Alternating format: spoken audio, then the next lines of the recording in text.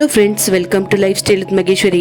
இன்றைக்கி நம்ம சேனலில் நேபாளி ஸ்டைலில் மோமோஸ் சட்னியும் வெஜ் பன்னீர் மோமோஸும் எப்படி செய்யுதுன்றத பார்க்க போகிறோம்.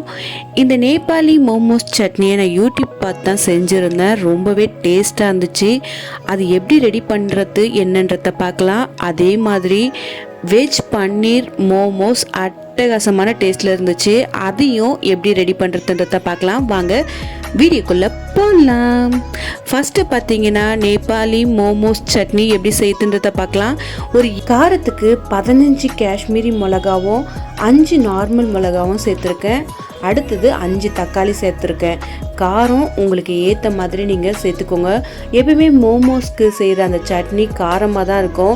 காஷ்மீரி மிளகா அந்த அளவுக்கு காரம் இருக்காதுன்றதுனால நான் ஒரு 20 அளவுக்கு சேர்த்துருக்கேன். காரம் மட்டும் உங்களுக்கு தேவையான அளவுக்கு சேர்த்துக்கோங்க. ஒரு சொம்பு தண்ணி சேர்த்து அதை நல்லா வேக வச்சு எடுத்துருங்க. தக்காளி மேலே இருக்க தோலை நீக்கிடுங்க.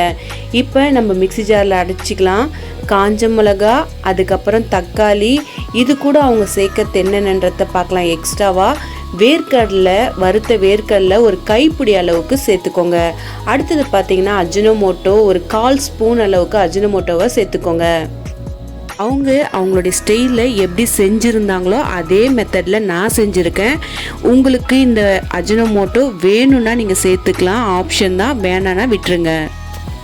வினிகர் இருந்துச்சுன்னா உங்ககிட்ட 2 ஸ்பூன் அளவுக்கு சேர்த்துக்கோங்க. என்கிட்ட வினிகர் இல்லைன்றதுனால நான் அரை எலும்பிச்சை பழத்தை பிழிஞ்சு இதில் சேர்த்துக்கிறேன். இந்த சட்னிக்கு தேவையான அளவுக்கு உப்பையும் சேர்த்துட்டு இதை மிக்ஸி ஜாரில் நம்ம அரைச்சி எடுத்துக்கலாம். முக்கால்வாசி அளவுக்கு அரைச்சதுக்கப்புறமா ஒரு அரை ஸ்பூன் அளவுக்கு இஞ்சி பூண்டு பேஸ்ட்டும் ஒரு அரை ஸ்பூன் அளவுக்கு மிளகுத்தூளையும் சேர்த்து திரும்பவும் மிக்ஸி ஜாரில் நல்லா நைஸாக அரைச்சி எடுத்தாச்சு. இப்போ நேபாளி ஸ்டைலில் மோமோஸ் சட்னியை ரெடி பண்ணியாச்சு. இது மோமோஸ் கூட தொட்டு சாப்பிட்றப்ப அட்டகாசமான டேஸ்ட்டில் இருந்துச்சு. கண்டிப்பாக இதை ட்ரை பண்ணி பாருங்கள். இந்த மெத்தடில் ஒரு முறை மோமோஸ் சட்னியை நார்மலாக நம்ம அரைக்கிற மோமோஸ் சட்னி பார்த்திங்கன்னா காஞ்ச மிளகாய், தக்காளி, அடுத்தது இஞ்சி பூண்டு, அதுக்கப்புறமா பார்த்திங்கன்னா அரை எலும்பிச்சை பழம், மிளகு, இதை தான் நம்ம வேக வச்சு அரைச்சி எடுத்துப்போம். ஆனால் இது ரொம்பவே டேஸ்ட்டாக இருந்துச்சு. நேபாளி ஸ்டைலில் கண்டிப்பாக அந்த சட்னியை ட்ரை பண்ணி பாருங்கள். இப்போ வாங்க நம்ம மோமோஸ் எப்படி செய்யுதுன்றதை பார்க்கலாம். இப்போ நம்ம மைதா மாவு எடுத்துக்கலாம். நான் ஒரு அரை கிலோ மைதா மாவு அளவுக்கு சேர்த்துருக்கேன். இது பார்த்தீங்கன்னா அரை கிலோ மைதா மாவில் 50 மோமோஸ்க்கு மேலேயே வரும். நான் 30 மோமோஸ் செஞ்சுட்டு பாதி மாவை எடுத்து வச்சுட்டு அது ரொட்டி மாதிரி செஞ்சுருந்தேன். இப்போ நம்ம மைதா மாவு எடுத்தாச்சு. இதுக்கு தேவையான அளவுக்கு உப்பையும் சேர்த்துட்டு தண்ணி சேர்த்துட்டு நம்ம மாவு சப்பாத்திக்கு எப்படி பிசைவோமோ அதே மாதிரி பிசைஞ்சிக்கோங்க. சப்பாத்தி மாவு பதத்துக்கு பிசைஞ்சு எடுத்ததுக்கு அப்புறமா இதில் ஒரு 3 ஸ்பூன் அளவுக்கு எண்ணெய் சேர்த்து திரும்பவும் நல்லா பிசைஞ்சு இதை ஒரு தட்டை போட்டு மூடி வச்சிருங்க. ஒரு 1/2 அன் ஹவர் கழித்து நம்ம மோமோஸை செய்ய ஆரம்பிக்கலாம். இந்த மாவு 1/2 அன் ஹவர் ஊறுறதுக்குள்ளே நம்ம அந்த மோமோஸ்குள்ளே வைக்கிற ஸ்டப்பிங்கை ரெடி பண்ணிடலாம். அதுக்கு பார்த்தீங்கன்னா ஒரு 3 ஸ்பூன் அளவுக்கு எண்ணெயை சேர்த்துக்கோங்க. கடாயில் ஒரு 8 பல் பூண்டை நல்லா சிறுவை கட் பண்ணியிருக்கேன். 2 பச்சை மிளகாவை சிறுவை கட் பண்ணியிருக்கேன். கொஞ்சோண்டு இஞ்சை அதையும் நல்லா சிறுவை கட் பண்ணிவிட்டு இதை நல்லா வதக்குங்க. இதோடைய கலர் நல்லா மாறட்டும்.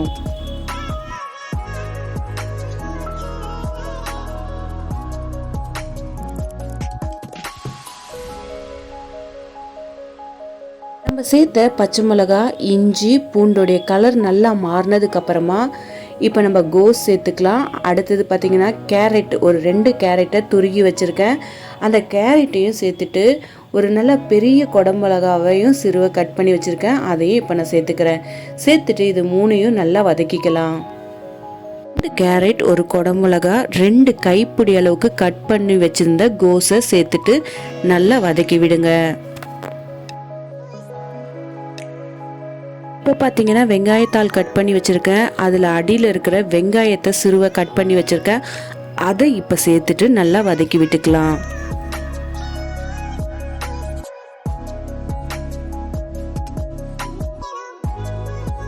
இப்போ வெங்காயத்தாளையும் சேர்த்துட்டு நல்லா வதக்கி விட்டுக்கோங்க.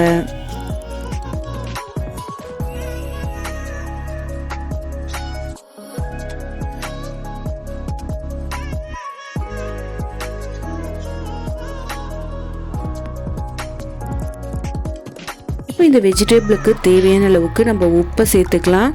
நம்ம வந்து மோமோஸ்க்கு மாவு மைதா மாவு பிசைகிறப்ப அதுக்கு தேவையான அளவுக்கு உப்பு சேர்த்து தான் மாவை பிசைஞ்சு வச்சுருக்கோம். உள்ளே வைக்கிற ஸ்டஃபிங்க்கு அந்த வெஜிடபிளுக்கு தேவையான அளவுக்கு உப்பு சேர்த்துட்டு 250 ml பன்னீரை நல்லா துருகி வச்சுருக்கேன். ஒரு பேக்கெட் பன்னீரை அதையே இப்போ சேர்த்துடலாம். சேர்த்துட்டு இது கூட ரெட் சில்லி சாஸ் வந்து மோமோஸில் நம்ம அதிகமாக காரத்தை சேர்க்க மாட்டோம். அதனால் ஒரு 1/2 ஸ்பூன் அளவுக்கு ரெட் சில்லி சாஸ் சேர்த்தாலே போதும். ஏன்னா மோமோஸ்க்கு நம்ம தொட்டு சாப்பிட்ற அந்த சட்னி நல்லா காரமாக இருக்கும். அதனால இதில் காரத்தை அதிகமாக சேர்க்கக்கூடாது. 1 ஸ்பூன் அளவுக்கு மிளகுத்தூளையும் சேர்த்துட்டு நல்லா கலந்து விட்டுட்டு இந்த அளவுக்கு தண்ணியே இல்லாத அளவுக்கு ட்ரை ஆனதுக்கப்புறமா அடுப்பை ஆஃப் பண்ணிவிடுங்க. காய்கறியிலேருந்து வர தண்ணி ஃபுல்லாகவே நல்லா ட்ரை ஆகிடணும். அப்போ தான் ஸ்டஃபிங் வைக்கிறதுக்கு நமக்கு ஈஸியாக இருக்கும். இப்போ 1/2 hour ஆகிடுச்சு. மாவு நல்லா ஊறினதுக்கப்புறமா இப்போ நம்ம வந்து மோமோஸ் செய்யறதுக்கு இப்போ வந்து திரட்ட ஆரம்பிக்கலாம். கட்டையில் ஃபஸ்ட்டு கொஞ்சமாக மைதா மாவு சேர்த்துட்டு இப்போ நீங்கள் திரட்ட ஆரம்பிங்க. சுற்றி ரவுண்ட் ஷேப் கரெக்டாக வர மாதிரி பார்த்துக்கோங்க. அதே மாதிரி தின்னாக வந்து திரட்டிக்கோங்க. எப்படி செய்கிறோன்றத அப்படியே வீடியோவில் பார்த்துட்டே வாங்க.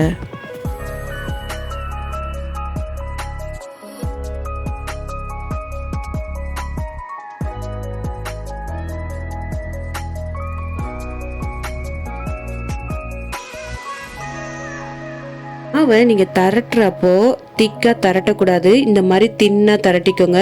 சுற்றி கரெக்டாக ரவுண்ட் வர மாதிரி பார்த்துக்கோங்க. இப்போ வந்து நம்ம அந்த மாவு திரட்டினதுக்கப்புறமா அதுக்குள்ளே ஸ்டஃபிங் வைக்க ஆரம்பிக்கலாம். ஸ்டஃபிங் வச்சுட்டு உங்களுக்கு எந்த ஷேப்பில் வருதோ அந்த மாதிரி மடிச்சுக்கோங்க. மடிக்கிறதுக்கு முன்னாடி சுற்றி கொஞ்சோண்டு மைதா மாவில் தண்ணி மிக்ஸ் பண்ணி வச்சு அது பக்கத்தில் வச்சுக்கோங்க. அதை லைட்டாக சுற்றி ஓரத்தில் தடவிட்டு அதுக்கப்புறம் மடிக்க ஆரம்பிங்க. அப்போ ரொம்பவே ஈஸியாக இருக்கும்.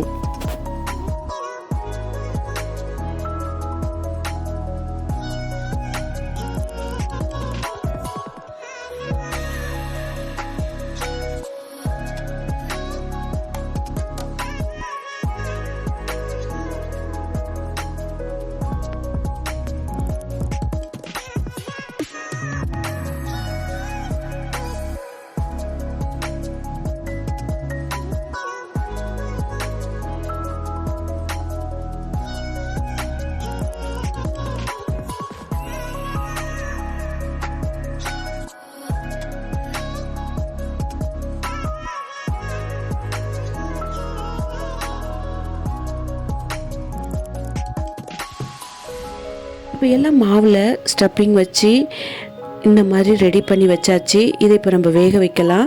நான் இட்லி குண்டானில் தான் வேக வைக்க போகிறேன். இட்லி பாத்திரத்தில் நல்லா 1 ஸ்பூன் அளவுக்கு எண்ணெய் சேர்த்து நல்லா சுற்றி தடவி விட்டுடுங்க. தடவி விட்டுட்டு வைக்கிறப்ப நம்ம எடுக்கிறப்ப மோமோஸ் வந்து அதில் ஒட்டாமல் இருக்கும்.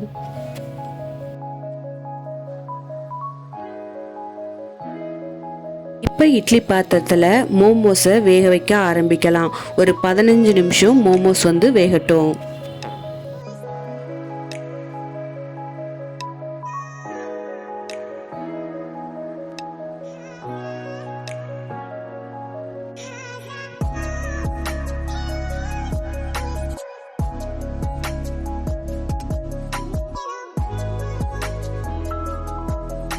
பதினஞ்சு நிமிஷம் கழிச்சு இட்லி பாத்திரத்தை ஓப்பன் பண்ணி பார்த்தா அட்டகாசமாக ரெடி ஆகிடுச்சு வெஜ் பன்னீர் மோமோஸ். இது சாப்பிட்றதுக்கும் செம்ம டேஸ்ட்டாக இருந்துச்சு. அந்த நேபாளி மோமோஸ் சட்னி கூட இந்த மோமோஸை தொட்டு சாப்பிட்றப்ப செம்ம டேஸ்ட்டாக இருக்கும். உங்கள் வீட்டில் சாட்டர்டே சண்டே எல்லாருமே இருப்பாங்க. கண்டிப்பாக அவங்களுக்கு செஞ்சு கொடுத்து அசத்துங்க. இந்த வீடியோ கண்டிப்பாக உங்களுக்கு பிடிச்சிருக்கும்னு நினைக்கிறேன். பிடிச்சிருந்தா மறக்காமல் கமெண்ட் பண்ணுங்கள், லைக் பண்ணுங்கள். இந்த வீடியோவை பிடிச்சிருந்தா உங்கள் ஃப்ரெண்ட் அண்ட் ஃபேமிலிக்கு ஷேர் பண்ணுங்கள். உங்களுடைய முழு சப்போர்ட்டும் ஆதரவும் லைஃப் ஸ்டைல் வித் மகேஸ்வரிக்கு தாங்க. அப்படியே மறக்காமல் பக்கத்தில் இருக்க